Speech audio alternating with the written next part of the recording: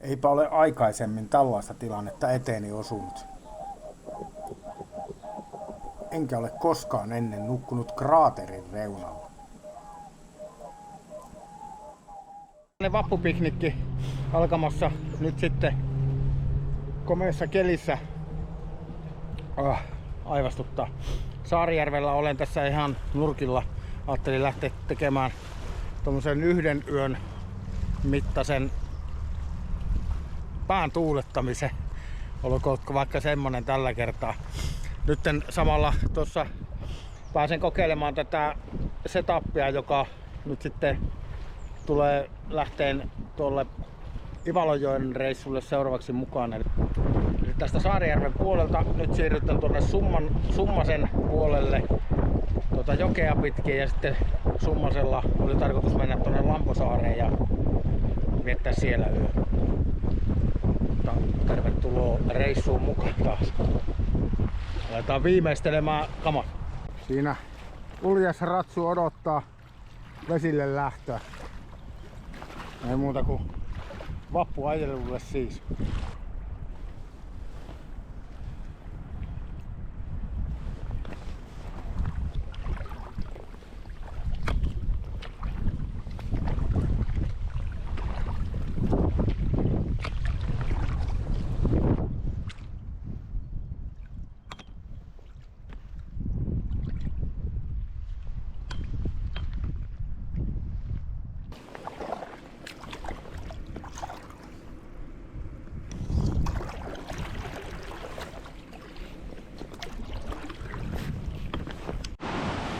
Tässä Leuhunkosken voimalaitoksella on rakennettu tämmönen kalatie tähän voimalaitoksen ohittamista varten vaelluskaloille. Nyt tällä hetkellä juoksutukset tässä voimalaitoksella ovat seisokissa toki, mikä on ihan ymmärrettävää, sillä nyt Saarijärven vedenpinta on ihan normaalilla korkeudella, mitä äsken tuossa meloin ja mökkiläisiä tuossa jututin, niin kertoivat, että ihan normaali tasossa on vesi, mutta johtuu siitä, että nyt juoksutuksia ei ole tehty. Vähän keventää tuota räptiä sen verran, että saa sen kannettua tonne alajuoksulle. Tuosta pääsee aika hyvin.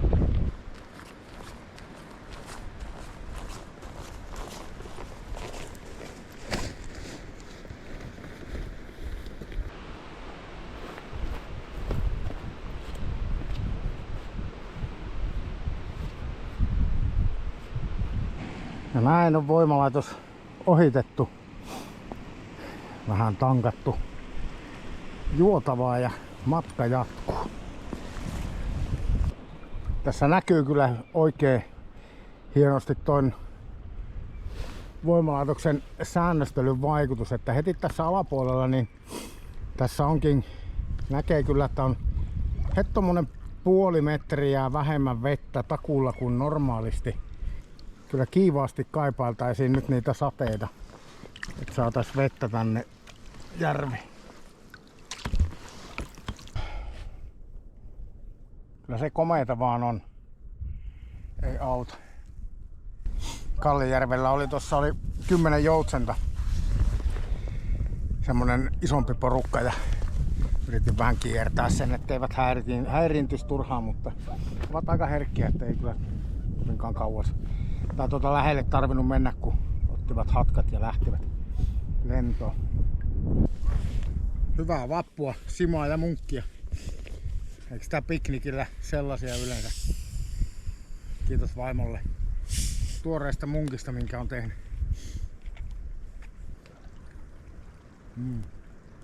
On hyvä. Morjens. Ootteko uimaan tulossa? Ei, tähän vaan istunut. Jaa. Saa niinkin tehdä.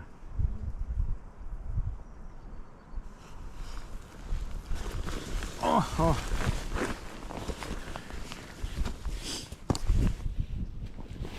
Onko kesän ensimmäiset sortsikelit? Vieläkö se takatalven nakkaa, niin Tää ei naurata ennen.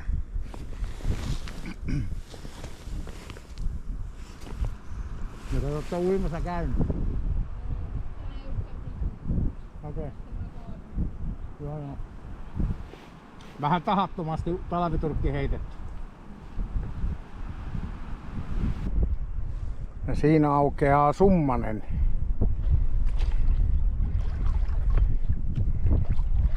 Pienillä aalloilla keinuu tää räfti tässä.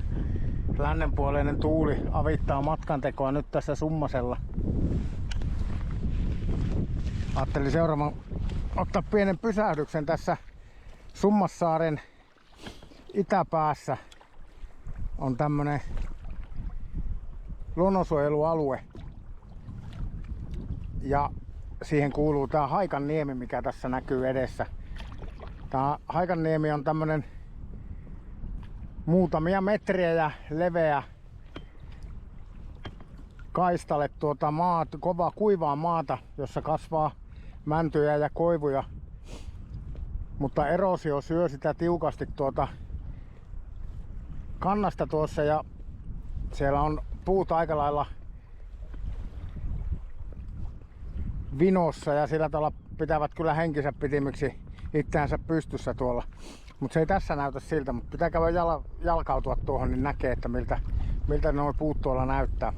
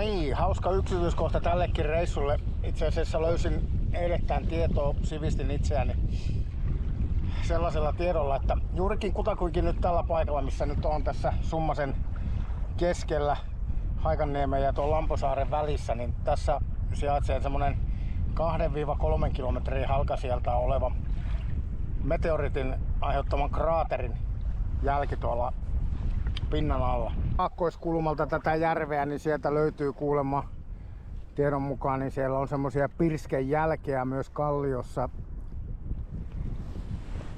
Mutta joo, tämmönen tietoisku tähän väliin. Lamposaarta kohti mennä. Se sijaitsee tuolla.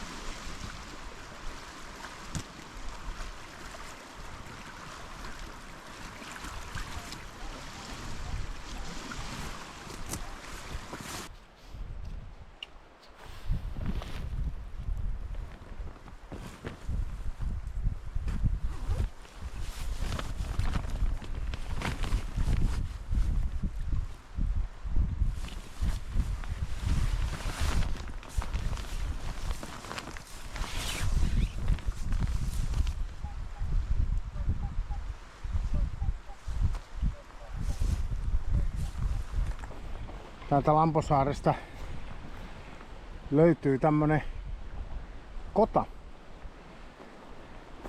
Päivätupa käyttöajatuksella ja nuotiopaikkakin on tuossa. Katsotaan mitä täällä näyttää täällä kodassa. Jahans. No. Täällähän näyttää just siltä niinku ei pitäisi näyttää. Hoho. Muuten tämmönen ihan ok näköinen laavuhan tää on. Takkota ulkoa päin ihan tekemällä tehty oikein. Mut sisältä tuota ei oo erityisen hyvin kyllä kohdeltu. Täältä löytyy näköjään tämmönen pienempikin versio, joka on puutavara käytössä, eli siinä on polttopuuta.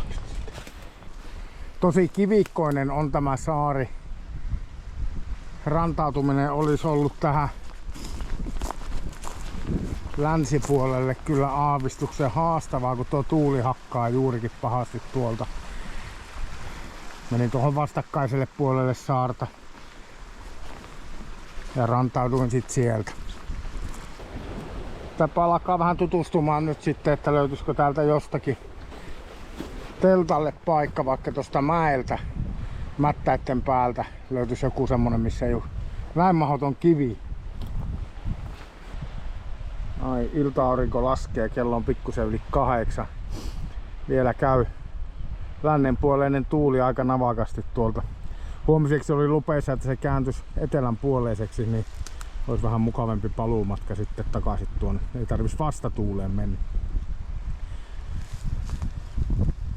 Siinä kamat kuivuu ja löysin teltalle kohtuullisen kivan paikan kuitenkin tästä pehmeästä mättäiköstä. Ja siinä on nyt ensimmäinen yö tarkoitus sitten tällä teltalla viettää. On kyllä ainakin toistaiseksi todella tyytyväinen tähän telttaan. Mukava se on, helppo kasata. Kivasti se asettuu, kun sen muutamat asiat siitä huomioi. Ja tuossa on kuitenkin sen verran mukavasti tilaa, että aina yhden ihmisen kamat kyllä sopii. Ja 2 hengen telttahan tää on, että tämmönen samanlainen etenee ja löytyy tuolta toiselta puolelta. Siinä olisi peti valmiina odottaa. Ajattelin nyt kuitenkin tehdä retki keittimällä nyt ruuat, kun nämä saaren nuotiopaikkafasiliteetit on niin luokattomat, että ei kiinnosta kyllä yhtään. Vaikka nyt ei toi maastopalovaroitus olekaan voimassa, mutta täällä on kyllä niin kuivaa, että on viisaampi olla tekemättä tuonne noita tulia, varsinkin kun on tämmönen tuulikin vielä. Niin tehdäänpäs ihan perinteisesti keittimellä vaan nakkikeittoa ja sitten vähän makkaraa pitää olla ja makkarat laitetaan sitten tuossa, paistetaan sopivasti tässä priimuksen pannussa tässä näin. Mä otin noita Hiiloksen makkarapihvejä, niin ne sopii tuohon kun nyrkki silmään tuohon kattilan kanteen todennäköisesti. Kokeillaan.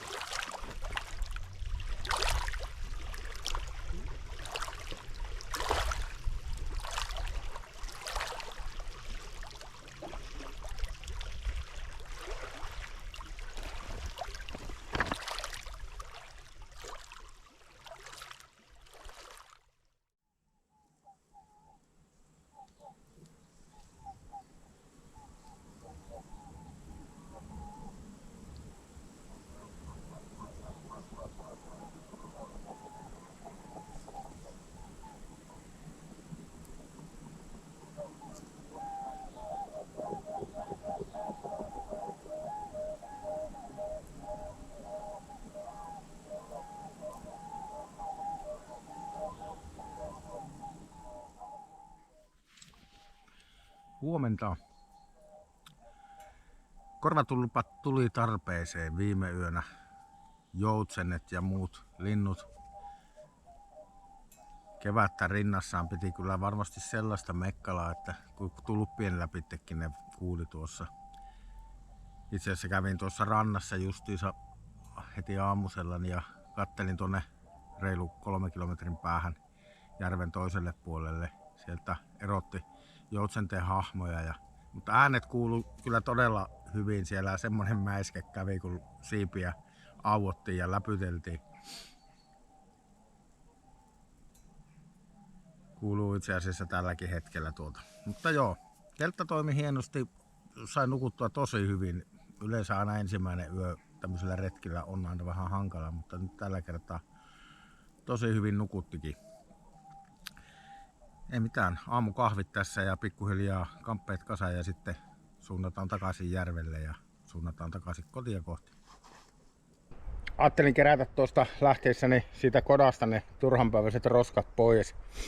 Ja menin siihen kodalle äskettäin tuossa noin, niin Isokoskelo naaras siitä hyppäs vähän niin kuin silmille jopa siitä kodasta ja huomasin, että siinä oven oikealla puolella olevan penkin alle, niin siinähän oli semmoinen makuus ja oloinen paikka eilettäin, kun menin siihen. Niin nyt siinä oli semmoinen tusinan verran munia pyöräyttänyt se naaras siihen. Harmi, kun ei ole kynää, ei ole mitään semmoista nyt mukana, että millä voisi merkata ja jättää tuleville käyttäjille jonkunlaisen viestin, että siellä on pesintä käynnissä. Että jos ei ole pakko, niin älkää menkö. Toivottavasti saa pesiä rauhassa. Joo, vaikka on tätä Backcraftia vähän moittinut silleen, että tämä ei ole kauhean joutuisa peli, mutta on tää kauhean mukava ja hauskahan tää on. Silleen tuossakin nyt tulin tuon Summasen ylitte samaa reittiä mitä eilen menin, niin tulin tämmöisessä etelänpuoleisessa laitatuulessa. Aika kovaakin aallokko siinä paikotellen kävi, mutta tämän raftin kanssa on kyllä silleen kajakkiinkin verrattuna niin silleen mukava tulla, kun se ei tarvitse pelätä sitä, että se niin herkästi tosiaan kippaa, vaikka siihen kävisi aalto ihan tuohon sivuttainkin. Ne mukavasti keinuu tuossa ja jos ei merisairautta ole, niin täällä on kyllä tosi kiva tulla menemään. Jokainen metrihän täällä on toki ansaittava melomalla, että ei tää juuri mihinkään liiku kyllä niin kuin lipumalla, mutta eihän siinä.